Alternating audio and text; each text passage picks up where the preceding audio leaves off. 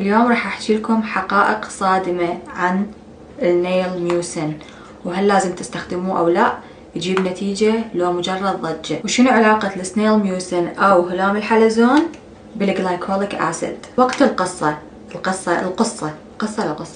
هذا صار لعندي ما بلغ اذا اقول لكم اكثر من سنتين، وكنت ما اتقبل استخدمه بكل بساطة لانه تلعب نفسي من فكرة انه هلام الحلزون او بنات هذا المكون الواحد ب7 مكونات active ingredients. من ضمن المكونات اللي بيه هو glycolic acid.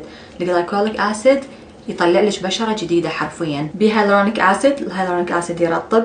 بي زنك، الزنك يعالج الحبوب. بي انتي انفلاماتوري بيبتايدز، البيبتايدز تخيل وجهكم مثل الفاكهة الجافة يخليها تنشنش من جدة وجديد حرفيا. البيبتايدز شيء عظيم للبشرة. بي جلايكوبروتين